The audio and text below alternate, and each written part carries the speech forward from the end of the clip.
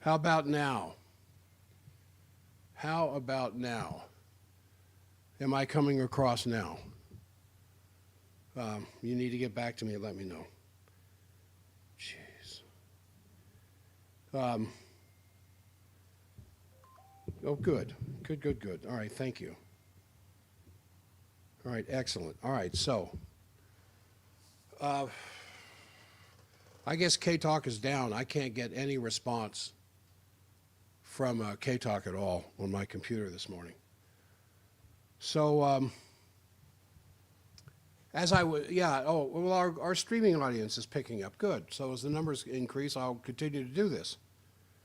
So the ex-Israeli War Minister Gallant is admitting that Israel used the Hannibal Directive. I wanted to start off with that because there has been some issue as to whether, that's the case.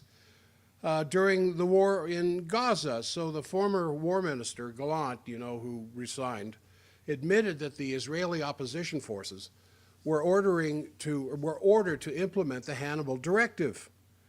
And if you are familiar with the story of Hannibal and his elephant attack in Rome, there was something that happened that, well, it's a very controversial protocol that involves killing the captives along with their captors during the war in Gaza. And so when the Romans were beginning to win the war or the attack against Hannibal and his elephants, Hannibal ordered his people, before they could retreat, to be killed by other members of his forces.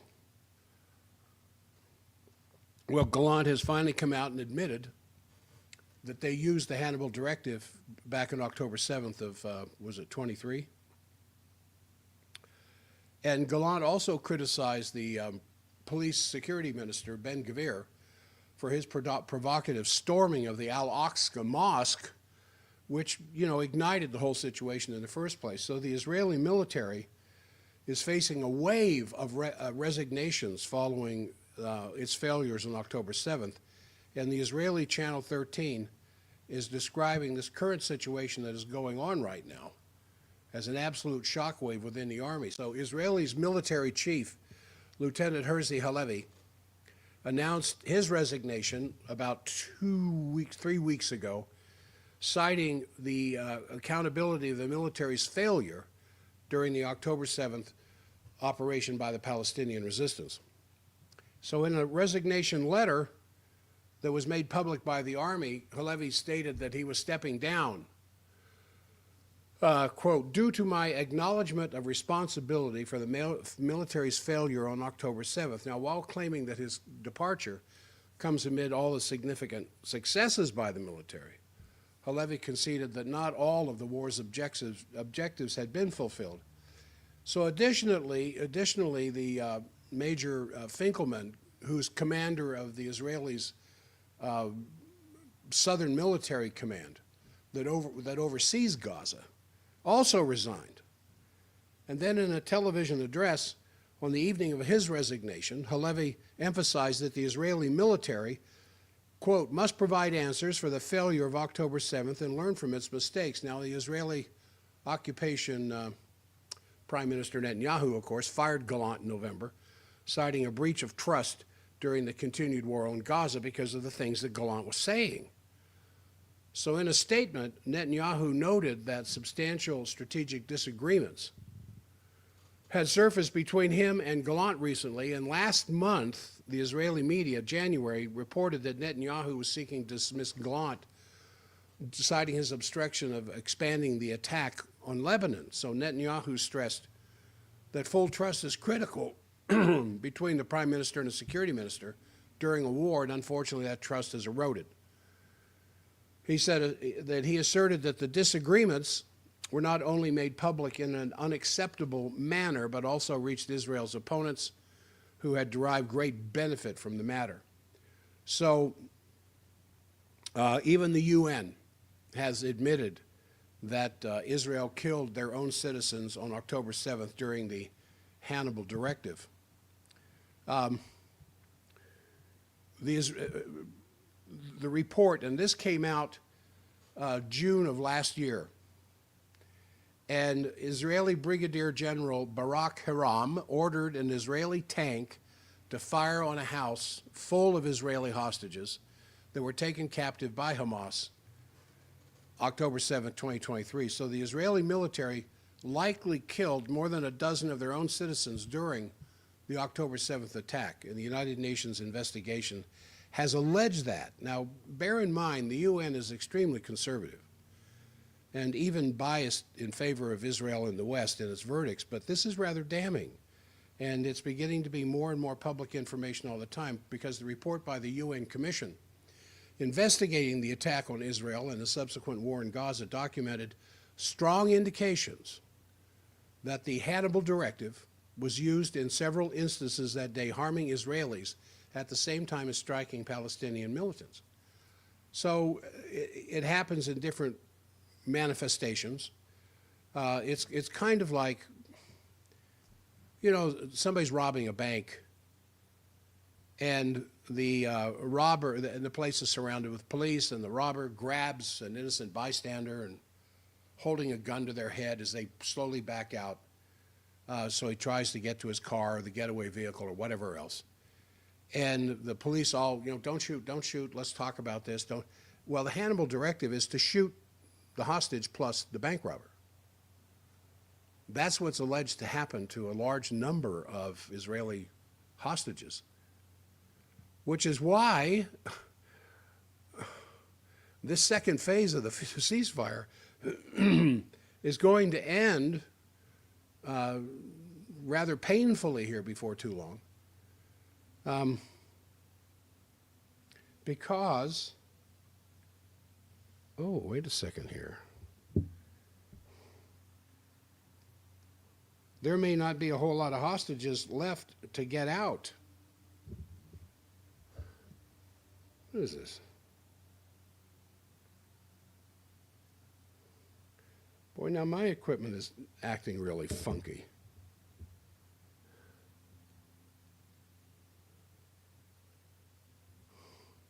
So,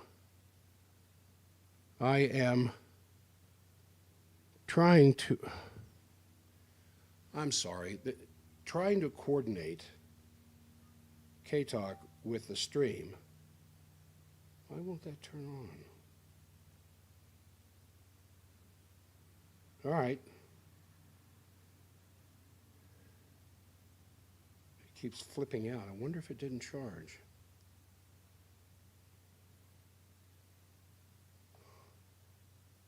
And it says it's connected, but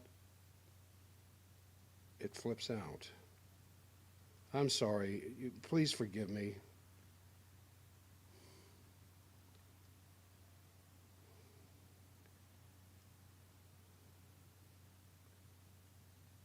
I'm not sure my unit here is working correctly.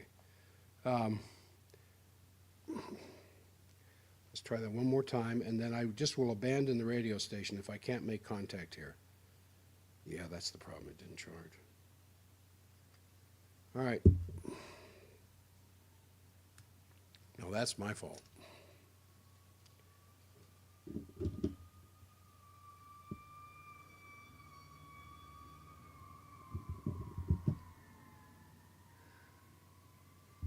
I'll be with you in just a second.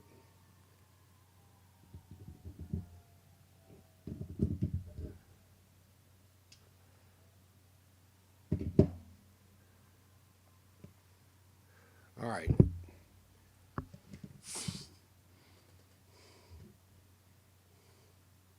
I think I can still have, I'm going to try contacting him through my phone and see if that might not work.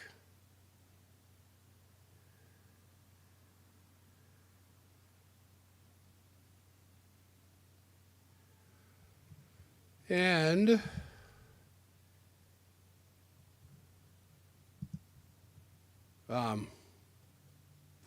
I know this is terrible streaming. I understand.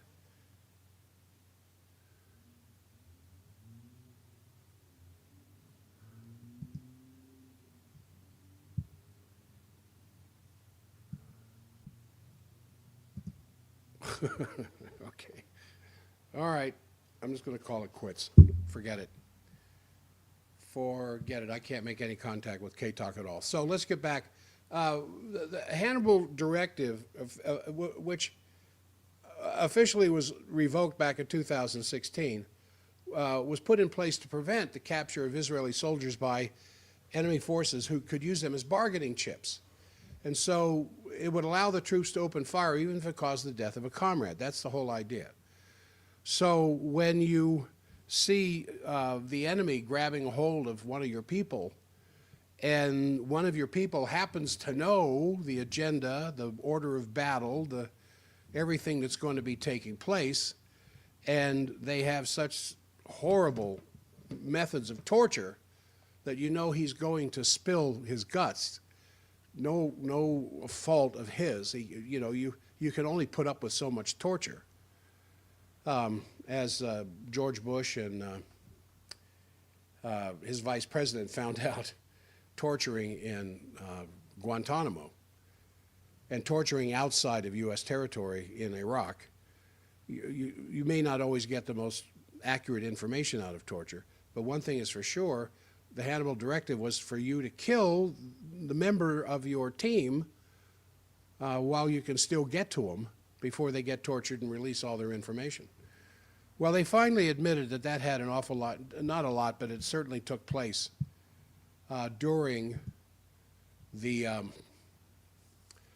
insurrection, the resistance attack, whatever you want to call it, October 7th of 23. All right, I want to move on here.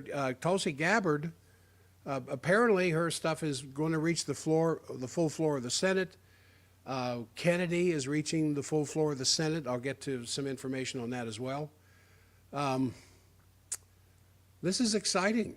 And Patel is going to reach the full floor of the Senate. In fact, all three of these may very well get through this week. And as I have said in shows in the past, and I think I said it a half a dozen times yesterday, if these three do not get into these key positions, regardless of all the crazy showmanship stuff that Trump is saying and doing, if these three people don't get into these positions, I have no hope for the Republic ever being restored, and certainly no future for this country in the sense of a republic, as I'm afraid it will quickly, in an administration or two, drop into full speed. Fascism, as happened in Germany in 1933. I honestly believe that. So Rachel Maddow says the dumbest thing about Tulsi Gabbard. This is last night on MSNBC. Rachel Maddow was mocking Tulsi Gabbard, claiming that the lieutenant colonel trying to become the director of national intelligence is as absurd as Rachel Maddow playing defensive lineman for the Philadelphia Eagles. What a crazy statement. She just threw her hands up with a smirk and said this: all Republicans in the Senate voted tonight to advance the nomination of Tulsi Gabbard to be Director of National Intelligence. It's like saying I could be a defensive lineman on the Philadelphia Eagles. Now, for the record, not only is Tulsi an active Army Reserve Lieutenant Colonel, but she was a congresswoman for 8 years and served on committees that were dealing with foreign affairs, Homeland Security, and the armed services. And Maddow thinks she's qualified, Maddow herself thinks she's qualified to mock someone with actual military and government expertise. So Senator Adam Schiff, which certainly belittles the title of senator, jumped in on the smear attacks in a desperate attempt to block Gabbard's DNI confirmation, which is set for a vote today. And he claimed Gabbard is basically Putin's girl. They can't let that Russia stuff alone, can they? That Gabbard is basically Putin's girl. He says it's hard to imagine someone more disqualified from running those intelligence agencies. Now, it's the same thing as you're watching this U.S. aid stuff. The people who are the most upset about the whole thing happen to be the people who are funneling the most of the money off. And so when Schiff comes out and says these kinds of statements, what are they hiding? I mean, these are the people that I suspect a new director of national intelligence would be investigating as fast as possible. And of course they don't want him in there. So Schiff says, he says that she's Putin's girl, and it's hard to imagine someone more disqualified from running those intelligence agencies. He says she's pushed out Russian propaganda about U.S. biolabs in Ukraine, one of the pretexts that Russia wanted to use for its invasion, to the point where RT, Russia Today, this propaganda outfit, is praising her to the degree that advisors close to Putin refers to her as our girl. An interesting diminutive for someone who might be leading U.S. intelligence agencies. Oh, this is so well crafted, so well scripted on the part of the left, who simply do not want to be exposed. They don't want to get to a point where we finally can see and figure out what's taking place here. So anytime somebody comes out and gets all upset and starts pulling out their hair and getting all apoplectic and jumping around and screaming, you know they're hiding something. And so it's, and then when it votes party line, what does that tell you about your representation in Congress? So instead of debating Gabbard's record, Maddow and Schiff resort to mockery and baseless Russian hysteria. Why? Why do they do this? Why do they mock her, and why do they keep bringing up all this Russian stuff? Because that's all they've got. That's the only weapon they have to fight against her nomination. They can't attack her record as a lieutenant colonel. They can't really attack her record as a congresswoman because she was a Democrat. And they don't, the truth is they don't fear that she's unqualified. The fear that strikes in the hearts of these Democrats voting en bloc against her is that she's going to reform the intelligence agencies that they've spent years corrupting to serve their political interest and control the narrative. She's going to lift the corner of the carpet where we've swept all the dust under there and expose us for what we are. We're the agents of globalism. And so the more they try to smear Gabbard as being unqualified or a Putin asset, the more you can be assured she's the right woman for the job. And when you consider the volumes of bad intelligence that the president is getting, you have to wonder, these people who are feeding him such bad intelligence, are they perhaps recipients of U.S. aid money themselves in their various departments? And now you see who Trump's going to go after? Or not Trump, Musk. And to go after is not the right word. You see what's next on his target list. The Pentagon. Wow. To go after the waste that's in the Pentagon? Boy, I just hope these guys have super strong security personnel. And I don't think the word deep state is adequate. This monstrous level of corruption that exists inside the government. All right. I want to get to in a little bit of an update here. What's going on in Palestine? What's what has just come into the news recently?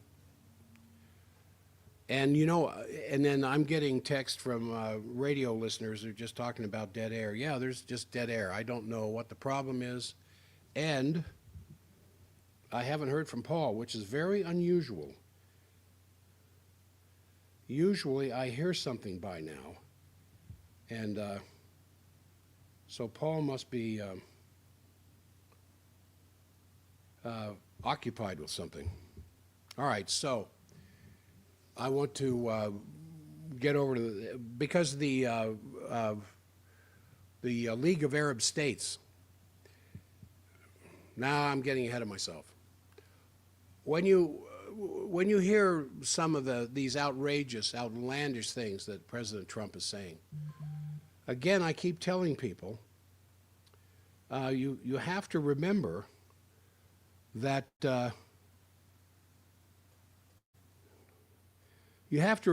he's a showman.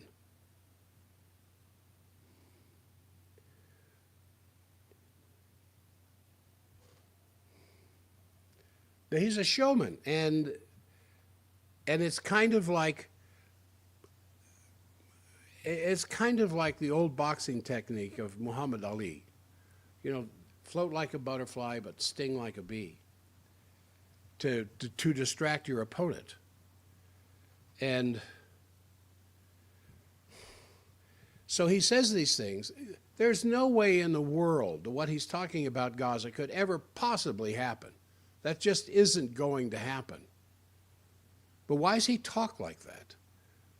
Well, it helps to reveal in the dust that's stirred up from comments like that who's on whose side, who the players are, who are the people that he has to really talk to. Because I still think, in my heart of hearts, he's setting Netanyahu up. And to say a backstab is underrating it, understating it. Now, the Egyptian Foreign Ministry issued this statement 2 days ago announcing Cairo is going to host an emergency Arab summit to address the dangerous, what they call the dangerous developments concerning the Palestinian crisis in the Gaza Strip. So I'm quoting here from the Egyptian Foreign Ministry.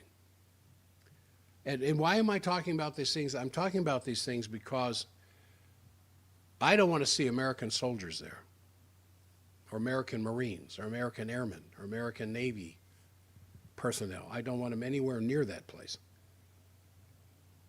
Quote, to host the summit, Egypt coordinated with the Kingdom of Bahrain, the current president of the Arab Summit, and the General Secretariat of the League of Arab States.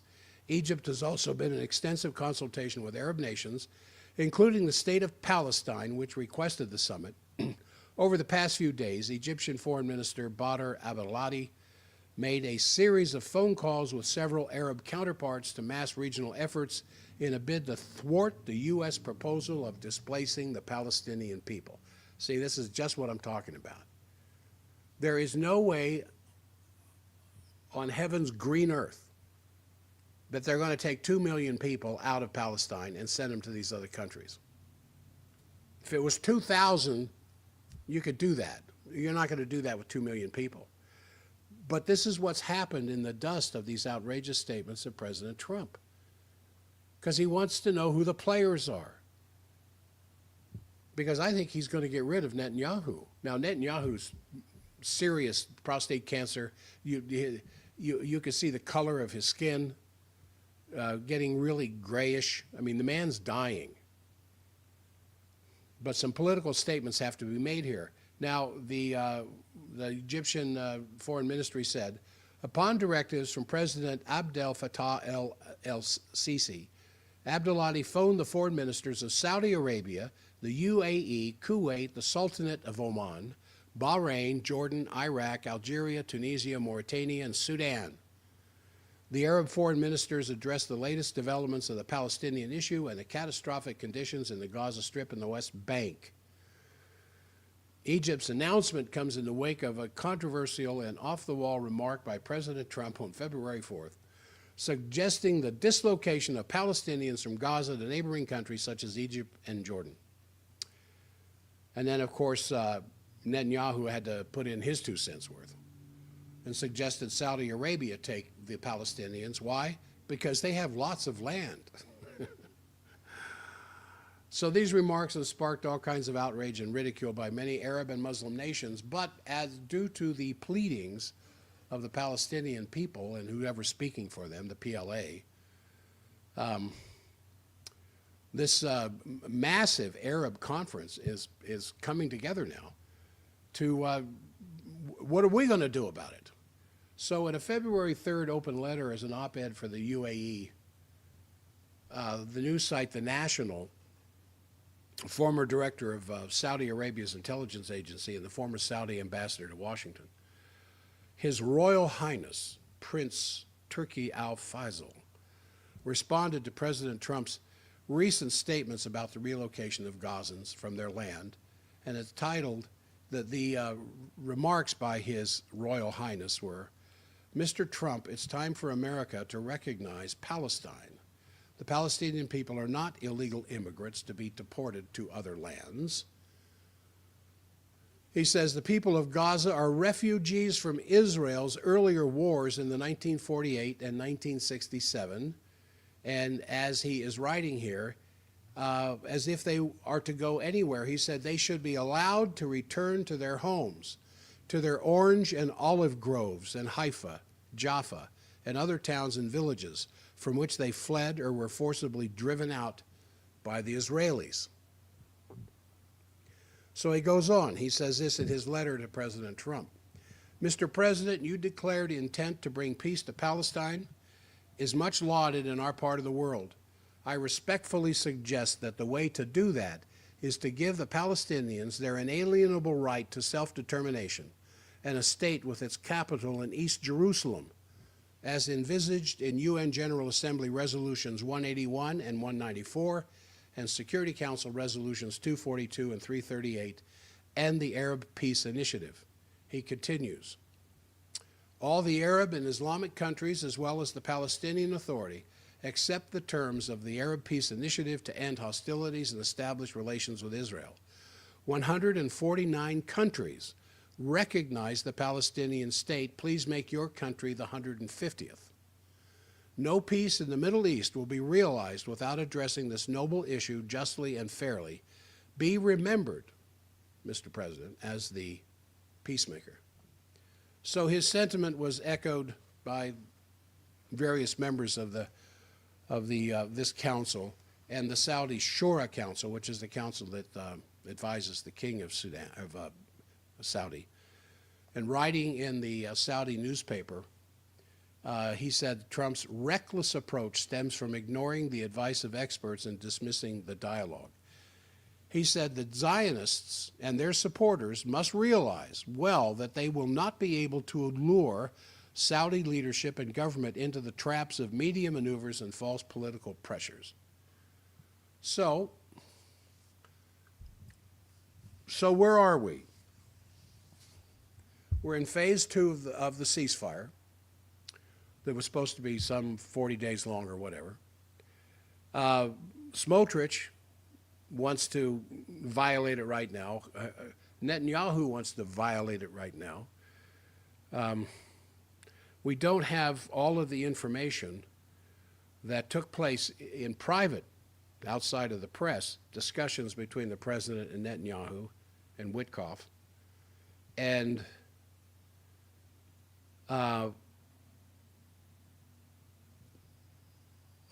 phase 2 of the ceasefire agreement was supposed to begin on February 3rd, a week ago. But Benjamin Netanyahu decided to hold off until after he spoke to President Trump. So after his visit in Washington, and with the prodding of Witkoff, President Trump's not ambassador, but his special envoy to the Middle East, Netanyahu finally approved the Israeli delegation to go to Qatar to commence the talks with Hamas. However, Netanyahu gave the delegation no mandate to negotiate, leading many to conclude that he is about ready to sabotage the ceasefire, the agreement. Now, Haaretz reported here 2 days ago, quoting one source saying, "It's a show. It's all a show. Netanyahu is signaling quite clearly that he doesn't want to move to the next phase. He's sending a team without a mandate and without the ability to do anything." He says the delegation is only clear to discuss technical details. So another source warned that Netanyahu's conduct could jeopardize even the phase one of the deal. The source said the process is working, hostages are being released, but Hamas is doing this with the expectation of a second stage leading to a full ceasefire and Israeli withdrawal from Gaza. Once Hamas realizes there isn't going to be a second stage, they may not even complete the first. Hamas isn't stupid. They see the politicization of the negotiations, the appointment of Netanyahu's loyalists Ron Dermer and Gal Hirsch, as opposed to the heads of Shin Bet and Mossad, who led the previous negotiations.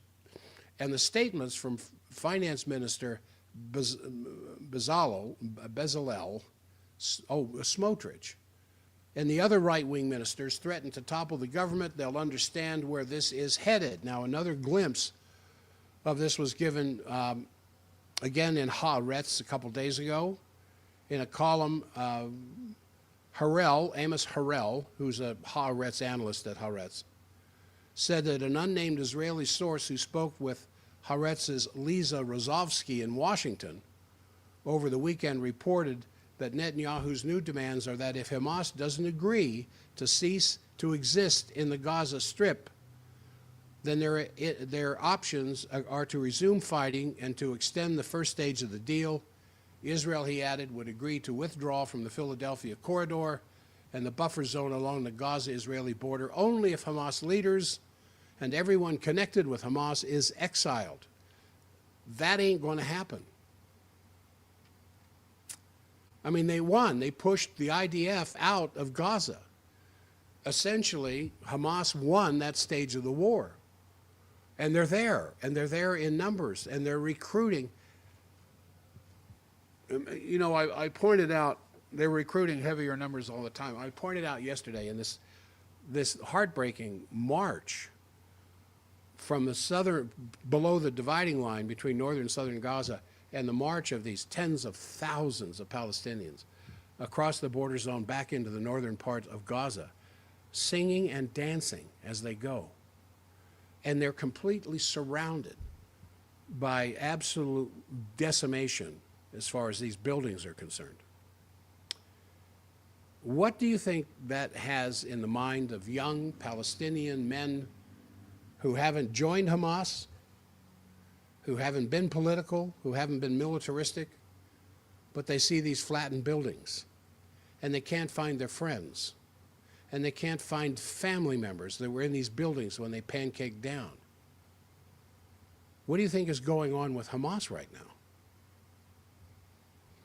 It's not like they've taken the weekend off to go to Miami. And because they were able to push the IDF out, and Netanyahu said, no, we're not getting pushed out. We're pulling our soldiers out so they can go up and fight the big bad guys up in Syria and get rid of that Assad regime. Well, the protesters who gathered outside the IDF headquarters in Tel Aviv expressed concern that Netanyahu's promise to eliminate Hamas meant certain death for the remaining hostages. Now, I started off talking about the Hannibal Doctrine. And there are people in very high positions in the Israeli military who said the Hannibal Doctrine was used. But it wasn't just Israeli soldiers who were shot. It was some of the hostages. Not the Palestinian hostages, the Israeli hostages that the Palestinians were holding. So part of this second stage of this ceasefire is to release all these hostages. Now, you heard what Trump said last night. If all the rest of these hostages haven't been released by Saturday night, all hell will break loose. Isn't that something for Israel to say? No. The further we get into this, you find out who's really running things. And of course, it's the U.S. State Department. And didn't you think it was interesting when President Trump was meeting with Netanyahu that his Secretary of State was a couple thousand miles away? I thought that was interesting. You would think that that's one job that the Secretary of State should have been immediately involved in the meeting with the President and Netanyahu.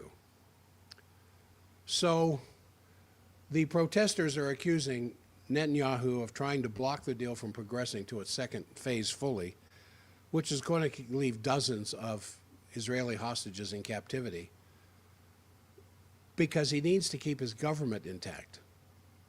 If he loses his government's position, or if his party loses its place in the Knesset, he's going to be out. And if he's out, he's going to jail if he doesn't die first from cancer.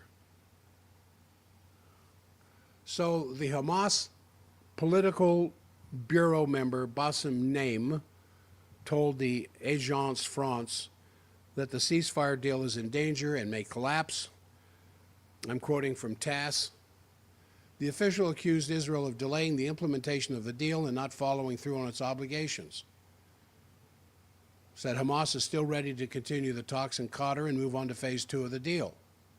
Israeli Prime Minister Netanyahu delayed the beginning of the talks, which were supposed to begin on February 3rd. So why are these things being halted the way in which they are? Because they don't want to discover the Hannibal Doctrine. They don't want to discover that a lot of family members who are still waiting for their family members that are hostages in the control of Hamas were never in control of Hamas. They were killed by the Israeli military. I know what that sounds like. But as I put more and more of these news feeds together, and the fact that Ben-Gvir came out and admitted it, well, if that wasn't bad enough, the new Trump administration seems poised to oversee a draft offensive in our country now against anti-Semitism. Now, I look at Haaretz, probably the most left-wing newspaper in Israel, compared to the Jerusalem Post, as being free to print what they're printing. And they go way beyond what I'm talking about here in this stream, as a real sterling example of freedom of the press, freedom of speech. But here, after Trump's executive order to combat anti-Semitism that he signed January 30th, Representatives Mike Lawler from New York and Josh Gottenheimer from New Jersey introduced the Anti-Semitism Awareness Act on February 5th. And the scary thing, it had large bipartisan support in the House. The same bill had been introduced and passed last year by a vote of 320 to 91, but it never got to the floor for a vote in the Senate. Now, what do you suppose you would read in a law that was titled Anti-Semitism Awareness Act? Now, according to the Jewish Insider, another publication, quote, the bill codifies the executive order from the first Trump administration that classified anti-Semitism as defined by the International Holocaust Remembrance Alliance as a prohibited form of discrimination in schools and universities. The ACLU notes that the International Holocaust Remembrance Alliance definition of anti-Semitism is overbroad and would chill the exercise of First Amendment rights by equating criticism of Israel with anti-Semitism. Well, every now and then the ACLU comes out with something that I want to laud and pat them on the back for, and there it is. Of course it's an attack on the First Amendment rights, because the wording of this Anti-Semitism Awareness Act really broadens what anti-Semitism is to the criticism of Israel. Now, speaking at a House press conference the day he introduced the bill, Representative Lawler said that the executive order must be codified into law to ensure that a future president can't eliminate it. This is unbelievable. This is... The First Amendment exists just for this very thing. That you can go out on the street and scream all the anti-Semitism stuff you want, all the anti-Catholic, all the anti-Mormon, all the anti-Islamic. As long as you don't hurt somebody, pick up a stick or a baseball bat or something, or start throwing Molotov cocktails, the First Amendment is to allow you out there on the street and say whatever you want. Now, if you move into areas of libel, you know, there may be penalties for that. But short of that, if you don't like Netanyahu and you don't like what the IDF is doing and the slaughtering of some 60,000 innocent Palestinians now, you should be out there screaming your head off all day long if that's what you want to do without fear of reprisal. But a large bipartisan part of our federal government is now trying to limit your ability to criticize Israel by calling it anti-Semitism. Chuck Schumer is reportedly now planning to introduce a sister bill in the Senate. Senators Tim Scott, I'm glad, when I see this, I'm glad you didn't get any further than you did in your presidential run. And Jackie Rosen, Democrat from Nevada, are planning to lead this effort. John Thune, of course, who's the majority leader, has said he plans to bring the bill up for a vote.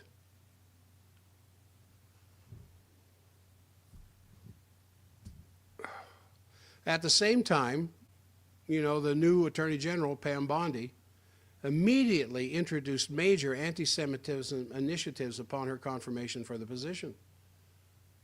She announced that the, quote, Joint Task Force October 7 on February 5th, which is slated to focus on seeking justice for victims of the October 7th attack and addressing the ongoing threat posed by Hamas and its affiliates both domestically and abroad, includes combating anti-Semitic acts of terrorism and civil rights violations in the homeland. So the task force is going to be empowered to take significant actions. It's going to work in conjunction with the Department of the Treasury, the Internal Revenue Service, and the Anti-Defamation League's executive vice president, hailing the announcement, saying, this is in line with many of the policies and positions that the ADL has strenuously advocated for post-October 7. Well, there you have it. That's what's going on. It's what the ADL wants.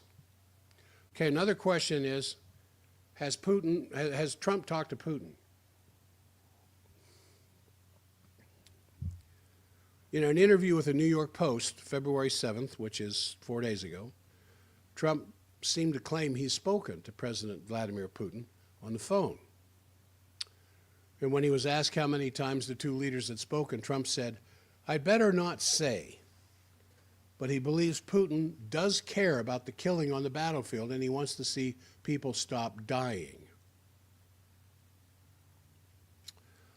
So Vice President Vance reportedly will be meeting with Zelensky at the Munich Security Conference later this week. The Kremlin spokesman, Peskov, refused to confirm or deny the New York Post story.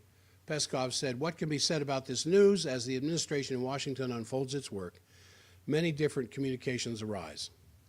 These communications, are conducted through different channels, and of course, amid the multiplicity of these communications, I personally may not know something or be unaware of something. Therefore, in any case, I can neither confirm nor deny it.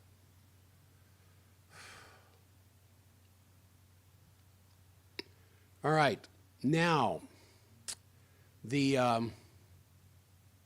when the three male Israeli hostages whom Hamas had released on February 8th came out looking so gaunt and emaciated, and I saw it, I'm sure you saw it, it just caused this tremendous uproar in Israel.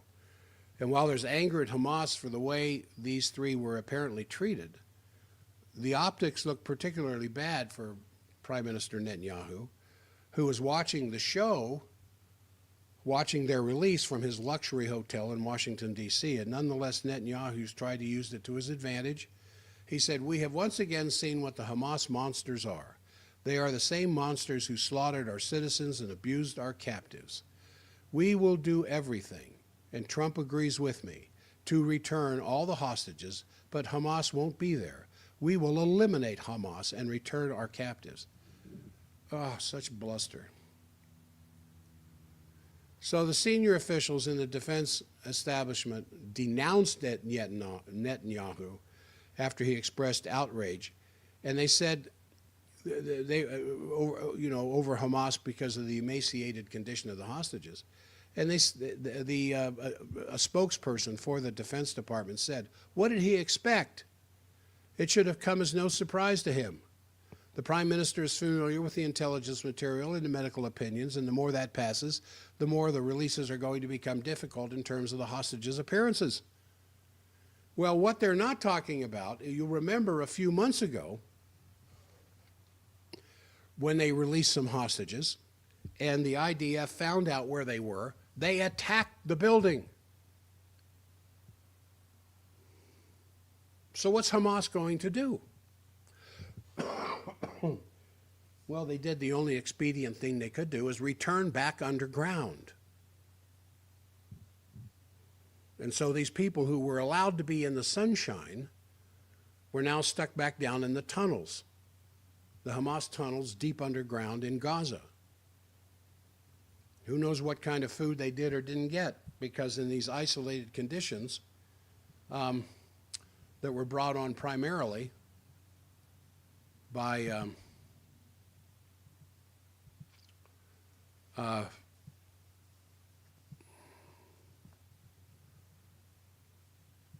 Israel themselves. So I've got a couple of more things here that I want to go into. Just, and I'm not going to go, I'm still dry here. I'm not going to go the full 2 hours. Oh, it's already been 1 hour. I'm going to probably do maybe another 30 minutes and I'm going to cut it short. The only reason I've been doing 2 hours as a part of this stream here is because of the 2 hour time slot at K-Talk, and for some reason K-Talk just was not working this morning.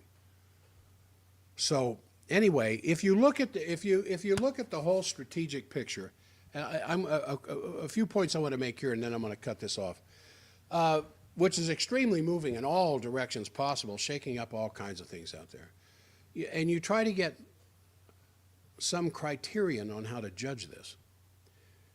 You have to go back to, as far as I'm concerned, the Oasis Plan. You have to go back to how the only way you can bring peace between two warring peoples is to have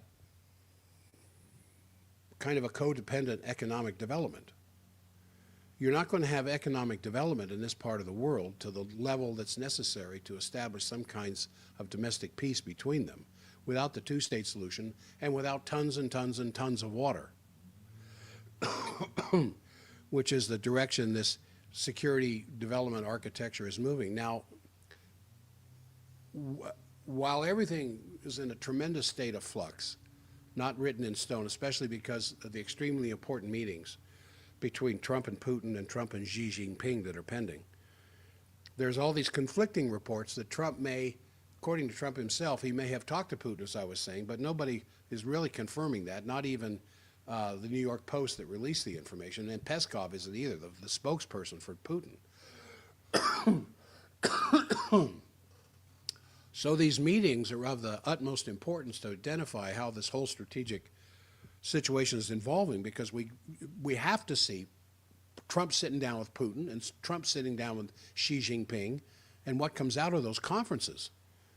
Now, the most outrageous one, of course, that's happening is around Gaza, where we're shortly before the ending of phase 1 of the ceasefire, which may be the end of that ceasefire if things really go wrong. And there are many people who would really love to see that happen, not the least of which is the military-industrial complex.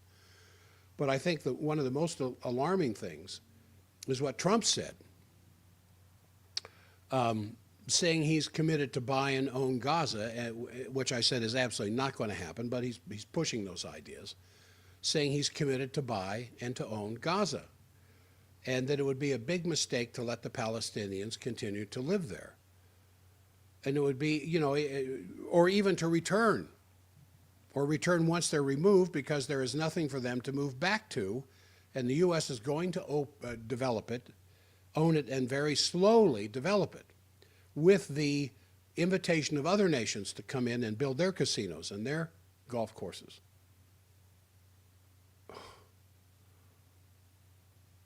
I think it's a big mistake for the Palestinians or the people to be living in Gaza to go back in another time, says Trump. He says, we don't want Hamas going back. Think of it as a big real estate site. We will let other countries develop parts of it. It will be beautiful. People can come from all over the world and live there. We'll be building, through other rich countries in the Middle East, some beautiful sites for the Palestinians to live in, living in harmony and peace. And he said he intends to meet all the Arab leaders, Saudi Crown Prince Mohammed bin Salman, and Egyptian leader al-Sisi, and King Abdullah of Jordan. And basically Gaza, he says, will be leveled out and then fixed up. Now, even if you discount what some people are emphasizing here, this is the style of Trump, that he's always doing something outrageous at the beginning. And maybe this is extending from his entertainment position on The Apprentice. But it's you know, there's unfortunately reasons to believe on the Middle East that he intends to go through with part of this, even though the major thing could never happen. It'll never get off the ground. And he said, one thing we know is that Hamas is not going to be able to exist. That's just a done deal. Not after they pushed the IDF out of Gaza. And then Smotrich, who says the Zionist project means to make the Palestinian problem disappear and go away, is claiming that the Israelis, who are demanding phase 2 of the ceasefire, have been brainwashed. Smotrich, the finance minister of Israel, member of the Knesset, and his party, I think he's got 7 or 8 members of the party in the Knesset with him, which is why Netanyahu still has a majority in the Knesset, is saying that the Israeli citizens in his own country who are pushing for phase 2 have been brainwashed. He says the pictures of an imagined future in which the current hostage deal emboldens Hamas to abduct more Israelis. In any case, he says we can't do that. If we go ahead with phase 2, hostage exchange, it will only embolden Hamas to take more hostages. Well, this isn't going to fly. I mean, just imagine if you're a Palestinian sitting in Gaza waiting for a meal, and then you hear this, even as I quoted in the first hour, Prince Turki al-Faisal, who's an extremely important figure. He's the former Director General of Saudi intelligence. He wrote a letter to Trump, which I mentioned there earlier, which was published in the national news site, in which he says, the Palestinians are not illegal immigrants in the lands which they occupy. Their lands are their lands, to repeat what I said the first hour. And the houses that the Israelis have destroyed are the Palestinian houses, not Israeli houses. And the Palestinians plan on rebuilding them as soon as they're done, after, you know, the Israeli onslaught is over with. And then he said they should be allowed, as I said the first hour, to go to their homes, to their orange and olive groves in Haifa, Jaffa, and the other towns from which they fled or were forcibly driven out by the Palestinians. So this is what is going on, and it's not the first time this has happened to the Palestinians. As a matter of fact, the idea of Trump's proposal is quite bold. Kind of, you know, they think, well, this is really thinking out of the box. This is a new thing. Well, it's not. It's not true at all, because driving the Palestinians out of their historic homeland was already happening even before the State of Israel was created in 1948. And Haaretz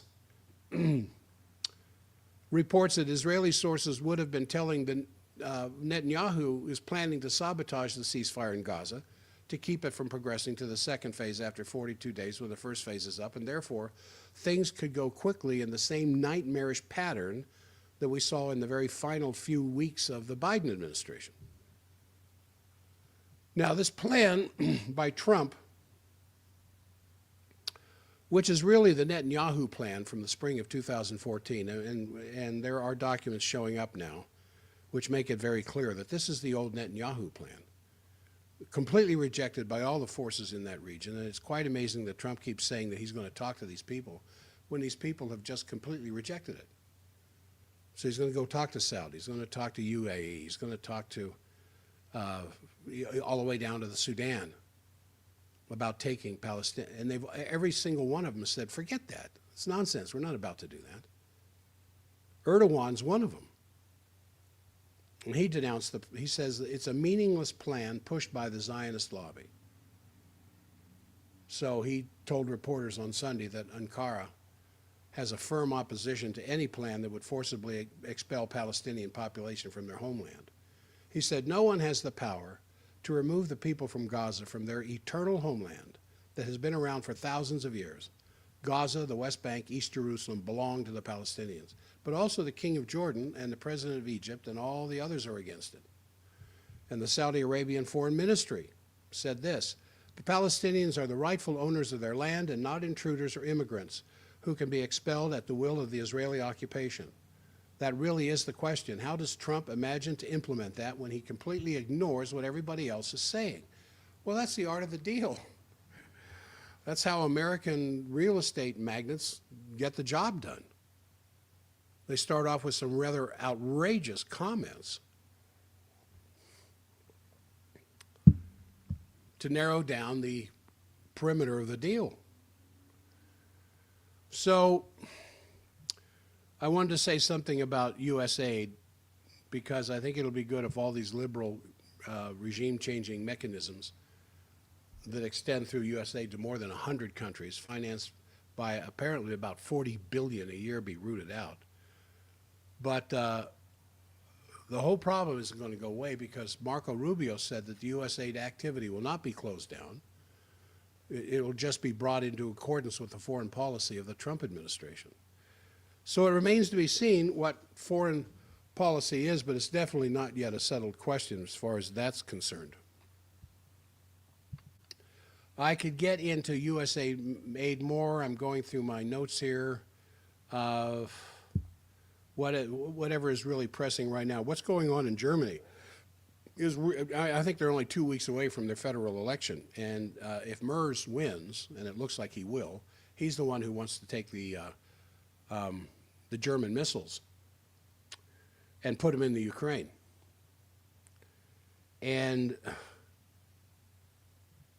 regardless of American interference, he said, regardless of what America does or doesn't want to do, we need to take the Taurus missile and put it in the Ukraine. Now, the Taurus missile is different even from ATACMS because the Taurus missile can go deep into Russia. And I've talked about this in the past. Putin and the military arm of Russia's defense is not going to sit still for that for one moment. As they take out ATACMS where they can find them, they take out Patriots where they can find them, they'll take out the Taurus wherever they can find it. But for some reason, you know, I mean, Merz, the one who's probably going to win the chancellorship of Germany in 2 weeks, he's BlackRock. I mean, that's his background. He was BlackRock's representative in Europe. And he's for the delivery of the Taurus to the Ukraine, no matter what happens between Trump and Putin. He said that. I don't care what happens between them. We're going to send it to the Ukrainians anyway, which is quite different from what the Asians are doing. They're working on a new security system. I don't want to take time to get into that. I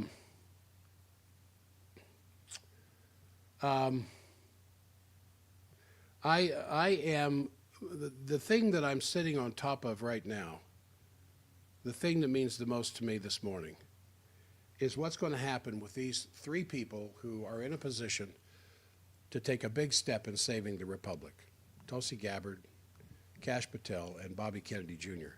Now, Senator Cassidy, on the recent legislative committee that was reviewing and interviewing Kennedy, because it's the Senate Health, Education, Labor, and Pensions Committee, Bill Cassidy is a Republican from Louisiana. He's also a medical doctor and was dragging his feet on Kennedy. And he took to the floor of the Senate to explain what he claims are the agreements that he reached with Bobby Kennedy in exchange for a yes vote for his confirmation as HHS Secretary. Now, Cassidy does not support Kennedy's anti-vaccine activism, but remember, Kennedy is not anti-vaccine. He just wants safety studies. Show us it's safe and then fine. If you can't prove it's safe and we're having all these horrible side effects, then that's not fine. As he has pointed out, he's been vaccinated and all his kids have been vaccinated, which he blames 5 of his kids' food allergies on vaccines, but that's another story. So according to Cassidy, in his meeting with RFK Jr. to give RFK Jr. the vote to get to the floor of the Senate, he said RFK Jr. will have multiple meetings every month with Cassidy. He said Cassidy will help hire for health agencies. The Centers for Disease Control, the CDC, will not remove statements on their website pointing out the repeatedly demonstrated finding that vaccines do not cause autism. That was something that Kennedy wanted removed from the CD website. The allegation that vaccines don't cause autism. Well, he compromised on that, said you can leave it up. He said the HHS will not sue and settle techniques to change policies without Congress approval. And they said a 30-day notice has to be given to the committee if HHS plans to make any changes to the federal vaccine safety monitoring programs so that the committee can review it. I don't have any problem with that. Despite what Kennedy's positions are on the lack of safety studies for vaccines, I think what he wants to do with food is far more important. Because the majority of our population, after what's happened with this debacle with COVID, are much more aware of the dangers of vaccines. But it's what's in our food supply that I think needs to be more addressed than anything else, because there's more and more people refusing vaccines, but there's not more and more people refusing food, which is where I think he needs to spend the majority of his time. Now, one last thing here before I end this broadcast. Let me make sure that as I go through the rest of these notes I had planned for the day.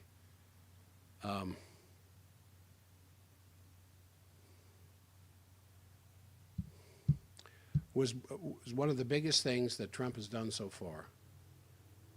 He said this yesterday: for far too long, the United States has minted pennies, which literally cost us more than 2 cents. This is so wasteful. I have instructed my Secretary of the U.S. Treasury to stop producing new pennies. Let's rip the waste out of our great nation's budget, even if it's a penny at a time. There are estimated 250 billion circulating U.S. pennies. Well, of course I'm being ridiculous that this is the biggest thing he's done so far. But however, you know, it's an idea whose time has come. Although, you know, it's not clear that Trump has the authority to make this change unilaterally. Trump said that while the federal government is not going to produce pennies, we are going to start producing plastic straws. He said, Crooked Joe's mandate, no plastic straws, only paper, is dead. Enjoy your next drink without a straw that disgustingly dissolves in your mouth. And then Trump rescinded a Biden order to eliminate from the federal government procurement all single-use plastics, such as cutlery, straws, packaging, and so forth. Yeah, I think that's funny. Well, I want these stream presentations here to be short and sweet. As I said, the only reason I've gone on for 2 hours is to cover the show, the radio show. But I wanted to mention one thing before I go, and I'll probably talk about it again tomorrow on the health show, which may be relegated to the stream. I'll find out how many people listen to politics and health show by how many people are on the stream tomorrow. Is a patient I saw yesterday from Wyoming. A young lady, probably barely 110 pounds, very short, gymnast since she was 5 years old. She's in the middle 30s.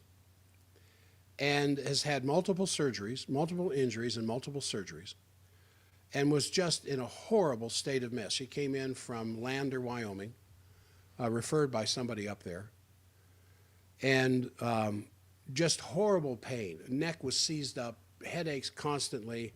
Her right shoulder was locked. Her right arm is going numb, muscle weakness, dropping things.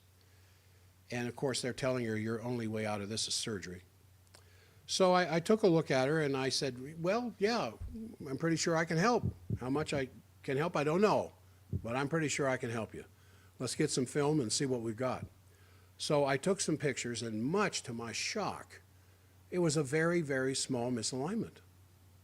It was smaller than my own, and her symptoms were way past mine when I first came into this care. So I worked on her, maybe 5-10 minutes, not very long. And then I had her do what I have all brand new patients do, get up and walk around to just, see how this feels. And so she walks out to the front door of the office, turns around and walks back, walks up to me, tears streaming down her cheeks, put both arms around me and hugs me. She said, I can feel my right arm, and my shoulder and my neck are relaxing, and the headache was gone. That's the power of what we do in this clinic. I said, have you had any kind of work like this in the past? She says, no, I never even heard of it till last week. I said, well, there aren't a whole lot of people that do this. But that's the power. When the head comes out of balance with the neck so that it side slips a little bit, that top bone side slips on top of the neck, and it starts pulling on nerve tissue, tractioning it, stretching it, pinching it, all hell can break loose, as President Trump says, from that point down, as well as sympathetic actions in the muscles back up in the head, which is where 95% of your headaches come from anyway. But I just wanted to point that out to you because this is, I'm almost 75 and or I'm almost 74 and a half, so just a few months short of 75, and I'm still going strong. I love this work. I'm having a great time with it, and if you consultations are free.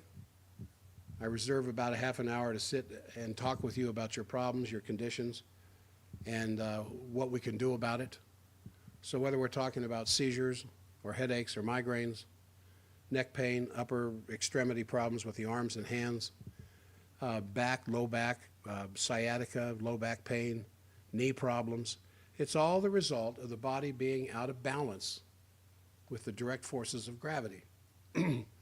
And when a body drops into a compensated position against gravity instead of vertical and upright, shoulder goes high, a hip goes low, hips will twist, leg pulls up short, spine starts to bend, the neck will tip, the head will lean, and then it's just one thing after another.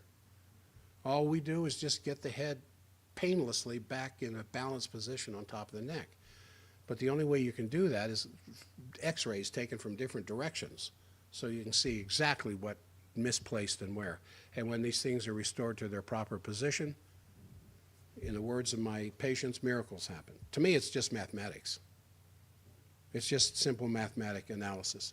All right, it's about a quarter after the top of the hour. I'm going to bring the stream to an end. The office number is 801-523-1890, 801-523-1890 to schedule a consultation. And I've just got a brand new shipment of all of our Forbidden Doctor products. The ageless thyroid and the enzymes, the freshest stuff in the world, is now available. Also at that number, and you can get them online at forbiddendoctor.com. All right, I'm going to end this. Thank you for a nice number showed up today. Thank you for watching. I really appreciate it, and I'll be back tomorrow with breaking health barriers and with some cutting topics, especially this propaganda that's coming out on the bird flu. Get ready. I mean, H5N1 has been around back before President Ford was in office, when he got that famous butt shot for inoculation on TV. But it's, it's an easy one to blame the next pandemic on because it's everywhere. All right. Thank you for listening. I will check you out or check on you later. I'm Jack Stockwell at Global Affairs Unfiltered. I'll see you tomorrow.